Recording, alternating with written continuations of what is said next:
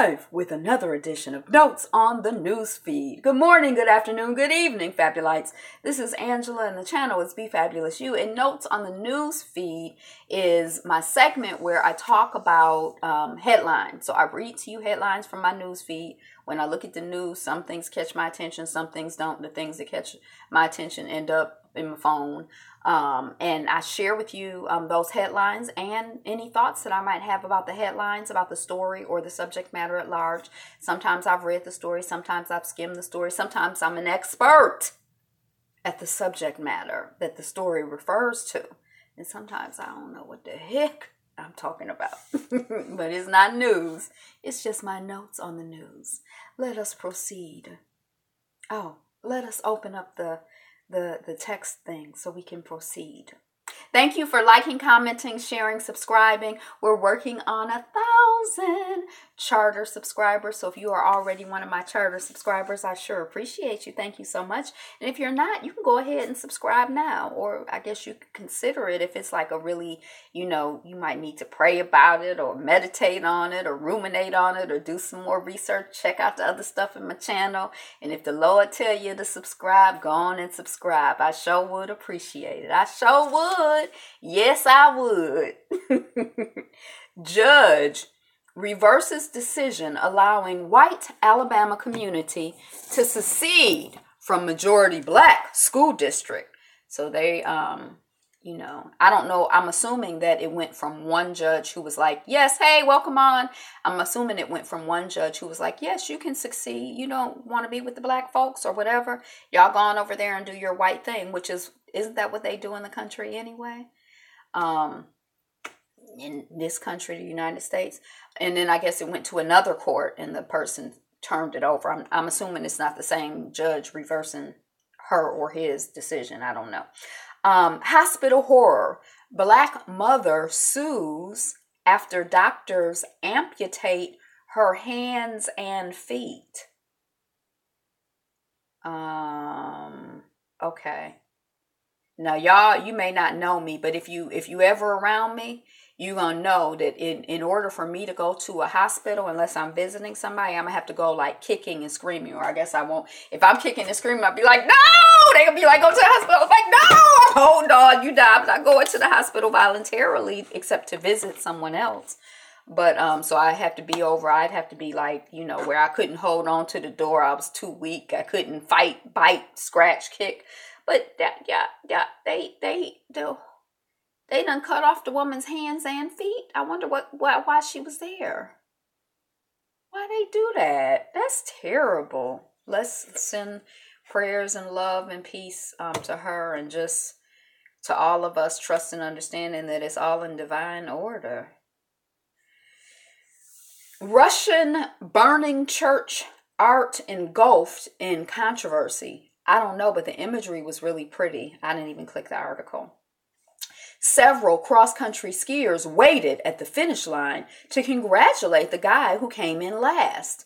That's kind of interesting because I know a marathon, that's a longer thing. Like the person who's the winner, I guess they could be like an hour and a half. And the last people could be like 4, 5, 6, 8 hours. So they not going to be waiting around to be like, congratulations. But that's the only race I can think of. But I don't know what the story is. Is there like some special reason why they wanted to acknowledge and congratulate this Olympian for, finishing? UC Berkeley's first tenured black scholar has a building named in his honor. And I looked it up earlier. I'm hitting it now. I think his name is Blackwood, and he was a statistician. He did statistics. This is coming off of Black Then. Oh, here's a picture. So that's his name is David Blackwell, an accomplished statistician, was the first African American to be grant tenure at the university. Black Then, y'all need an editor. He joined the mathematics department at Berkeley in 1954 and stayed there until he retired in 1988. He died in 2010, so he's an ancestor. So, rest in peace and, good job. I mean, that whole academia thing and tenure and all of that that's something. And he don't look, he looked brown. He probably had a hard time. Brownish. New Orleans, 21 people become victims of gun violence in 1 week. So I don't know what the if is there an average, like how many people usually are victims of gun violence in an average week in New Orleans. I don't know. So I don't know if 21, like usually we have 1 victim of gun violence a week, and this week we had 21, or if it's like, usually we have 18, anywhere from 20 to 50. So this week 21 is low. I don't really know. Maybe I have to hit on the article. But I like things in a context. Sometimes you say stuff and I don't really know what the context is, so I don't know exactly how to take it. But, peace to all of those people who have been victims of gun and other violence. Violence is something. Is that like the other side of, is it something like, is there like some, I guess it's part of God's world, so there's probably some redeeming, quality in violence, I guess. I don't know. I haven't been in the habit of liking violence. I'm not for it. But maybe I need to reevaluate that and think of it a different way. HBO's Traffic Stop captures the moment when excessive policing and racism changed Breon King's life. And I don't know who Breon King is. I don't know what HBO's Traffic Stop is, but it just, if you watch you got HBO, you might know, you might have seen the commercials. Is it like a documentary? Is it a movie? What's the, a TV show? Ethiopian Cliff Church gives priest daily test of faith. He has to scale the mountain to get to the church every day.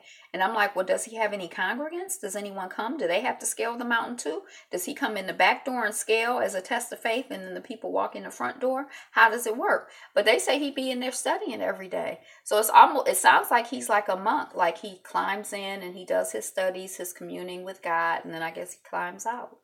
I don't know. But yeah, I'm on this fascination with Ethiopia thing these days. The Great Palmeiras of Brazil.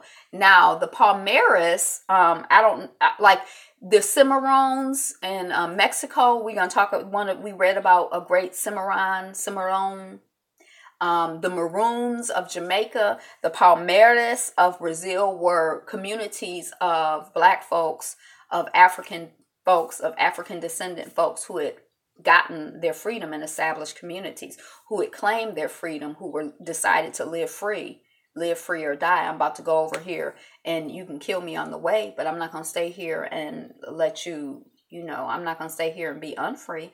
So I'm free. I'm free right now, the moment I declared it, whether I make it to the community or not. But communities of people who live free. So this article is talking about the Great Palmeiras of Brazil. I wish I was better with languages. I am better with the languages. I'm getting better with languages. Terracotta theft. Chinese anger over stolen warrior thumb.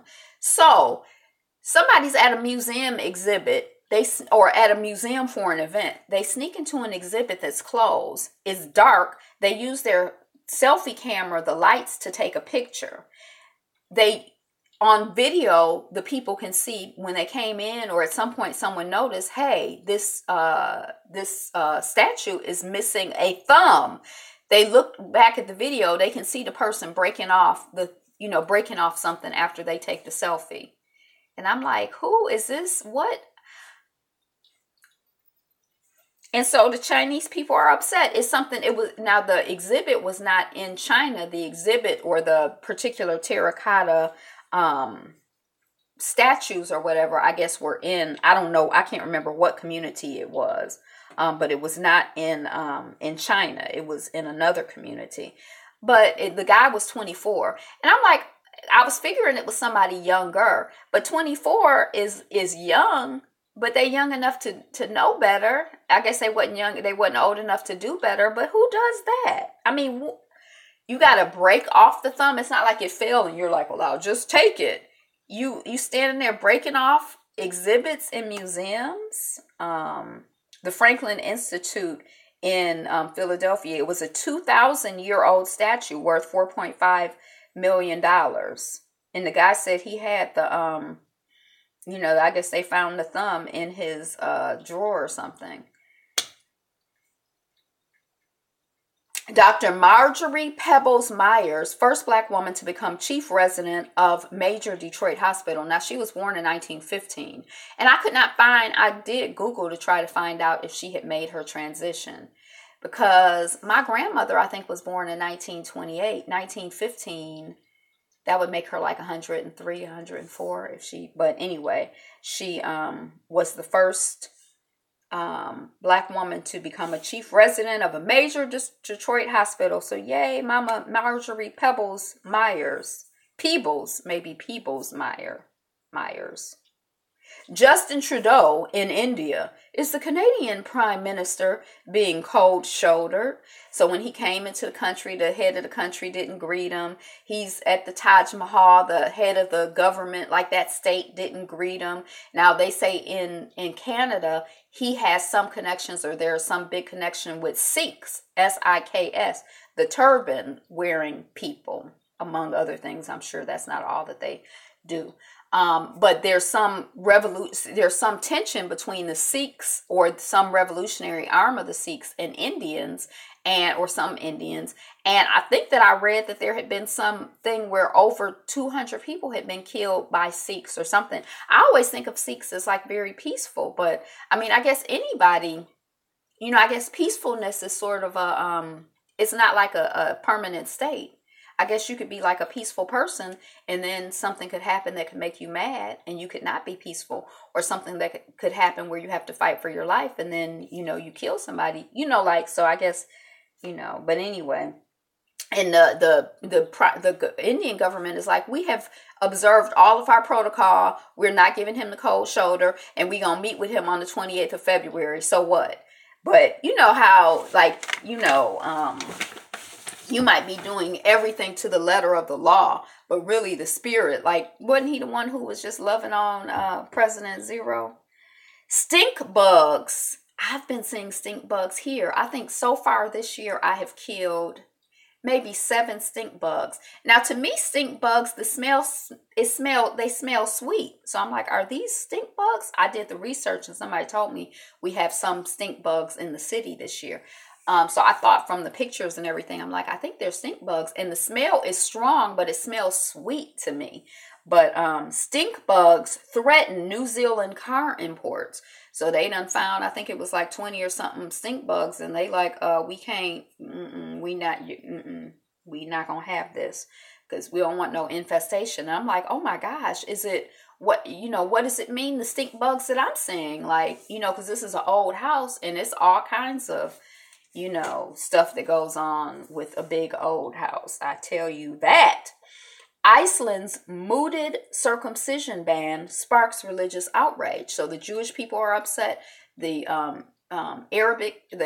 Islamic people are upset because probably some Christians or whoever, because they believe in circumcision. And Iceland is like, last year they were like, we're not going to have female circumcision. I guess this year they like, we're not going to have male circumcision. You can believe what you want to believe, but you're going to leave the babies private parts alone until they old enough to do what they want to do in their own belief system. But we're not going to have you here, cutting up the baby's private parts. And they like, well, circumcision is like an ancient ritual that we do in our religion, and it's known not to harm people. Now, if it's done by, they had to qualify that, if it's done by a certified, qualified person or whatever. But I always feel like I vaguely remember getting my ears pierced. And I think I was like 3 or 4 years old. And I remember feeling threatened by the gun pointing at me. I don't know why, because how would I even really know what a gun was? But maybe at 2 or 3, you do know what a gun is. But I don't remember it hurting that bad or anything. But I still remember like the gun being pointed at me. They drew like holes, dots on my ears. And I think that I didn't go, it was like a doctor who did my ear piercing. And I don't think he exactly knew what he was doing, because they're not exactly even. And I think it was a man. I kind of remember that. So I don't know, do the babies remember the circumcision? Does it hurt? I mean, they're so little that they can't talk about it. And by the time they're old enough to talk about it, it's been so many things that have happened that they probably, don't remember that, they got so much to talk about. That's probably at the bottom of the list. So has any baby, any 2-year-old been like that? Don't cut my penis. I mean, because even when you start getting language, you don't have language for that at 2 or 3. You like food, mommy, daddy, ride, car, bike, dog, cat, Facebook to seek verification by post for election ads. By post as in by mail. So if I'm like, hey, I want to place an election ad on Facebook, and here I am in Detroit, Michigan, and I want to place an ad in Russia, in the so-and-so province of Russia, they're going to send something in the mail to my address because I'm supposed to be in Russia, and then I have to put that code into the thing in order to be able to place that ad, or wherever, like if I'm running for office or doing something for office here in Detroit or in Michigan, or I guess in the United States, Facebook is going to be like, cool. But if I'm trying to do it someplace else, Facebook is going to be like, no, you're denied. I guess that's the theory. That's the idea. That's what they're trying to do. No shoes or socks to stop India students from exam cheating. Y'all, they had an image of people, like a building 3 or 4 stories high, and people just up on the building, and they say the parents come in through the windows and throw stuff through the windows to get the children the information about how to pass the exam. And that this particular municipality, can you see that? This particular municipality, that they had their pass rate was like 70%, and now that they've like cut out this cheat, like you can't wear shoes and socks, because I guess people were keeping their notes in their shoes and their socks and no shoes or socks. So I guess people were keeping their notes there, and they like, you can't wear shoes or socks. So now that the rate has gone down from 50% to 70%, I think it was. It comes into effect February 21, when roughly 1.8 million 15-year-olds will appear for their final exam, the Class 10 test. Bihar has been notorious for students cheating on tests. In 2016, they announced the measure. 100 parents were also detained for helping their children cheat. In 2013, 1,600 students were expelled for cheating in school. After authorities cracked down on cheating in 2016, Bihar's pass rate went from 70% in 2014 to 2015, barely 50%. Acing school exams is seen as crucial for success in India. I guess so, if the parents are climbing up the side of the building to try to give the children the answers. That's kind of intense. Fans ejected from hockey game for hurling racial insults at black player Devontae Smith Pelly. Plans drawn up for world's tallest wooden skyscraper. A wooden skyscraper, who would know? Oregon State fans accused of hurling the N-word at USC basketball team. Now, I think this was a women's basketball team. And I think that the women had lost the game. And then they still, calling them names. Now, that's the thing I don't understand. Like, I don't really understand bullies, like this concept. It's like, if I'm so cute and I'm so popular, then why am I worrying about the person who is so ugly and so unpopular? Why don't I just live my cute, popular, happy life? Why would I be harassing people who are not cute and popular? You know what I'm saying? Like, you supposed to be, and it's kind of like, y'all done won the game. You white, you in the United States, you winning. So just go off and win and be happy. Why are you harassing the people who lost? Why are you harassing the black people? I don't understand. It's like, it's counterintuitive, like, or, I don't know, maybe I don't understand. I tried cutting the cord with Sling TV for a month. Here's why I ultimately returned to cable TV. My cable company used to, probably once every week or every couple weeks, I'd come in and I'd have to call the cable company and they'd do something to fix my cable. And that kind of started to really get on my nerves. I'm like, no, it's a chronic problem. You can see in your records that I call it felt to me like every week. But when I finally talked to the people, it was every 2 weeks, because there's an issue with my cable. Why don't you fix it? And then I was getting when I ordered cable the very first time, I thought it was going to be, I was really trying to, this is really crazy, but this was years ago. I was trying to get America's Next Top Model because in Hattiesburg, where I was living, the CW didn't come on the TV. You had to have cable to get the CW. And so somebody said you could get this $10 plan and get the CW. It's like basically just local channels, but you could get it. So I got the $10 plan, and then boom, I had VH1, because that's when I watched Flavor of Love and New York and all of this stuff. Like, I was like, what in the world is going on in the world? But it was like I had all of these channels. I'm like, oh my gosh, I got all of this for like $10. This can't be right. They're gonna find out. So that's why I was really binge watching a whole bunch of stuff, because I'm like, they're gonna cut this stuff off. It's not gonna last. I was probably there for a year or 2 years. When I moved to my new place, I was like, oh, well, when we get basic cable, it's just going to be basic cable. But by now, I was kind of used to regular cable. So when I got there, they gave me I paid for basic cable. And I guess I'm probably the reason and they gave me the same package that I had before, probably because I'm the only one out here who was paying for basic cable. Other people paying $200. I was like, I just want basic cable. But they gave me more than basic cable. So I'm having this issue with my cable. This is a year in or whatever. And finally, I get a letter from them. And I'm like, oh my God, this is the letter saying, we see that you have a chronic issue with your cable. We're going to send someone out to fix it. We're going to adjust this. We're going to give you money back, because you shouldn't have to be calling to get your cable to work every 2 weeks when you pay us to do we done gave you a job of having to call us every 2 weeks, and we gonna fix it by giving you some money back. But they were actually writing me to say, we see that you've been paying for basic cable, but you got next level cable, and so either you can pay more or we gonna cut the stuff off. And it just really got on my nerves. Like, now all of this time, y'all ain't reached out to me, and they good for reaching out to try to sell you something. You ain't reached out to me to correct my issue, but you're going to reach out to me to get more money. Just cut all the cable off. I don't want none of the cable. Just cut it all off. And that's when I discovered YouTube. And I fell in love with YouTube. I love YouTube. I don't think I would go back. That's a long way of saying this person tried to cut the cord. They cut off their cable. I don't think that I would go back, because... And then my little cousin, once I got here, my little cousin connected me with something called Cody. And, there's this other service where I could watch anything I wanted to watch for free. But don't tell anybody. That's a secret.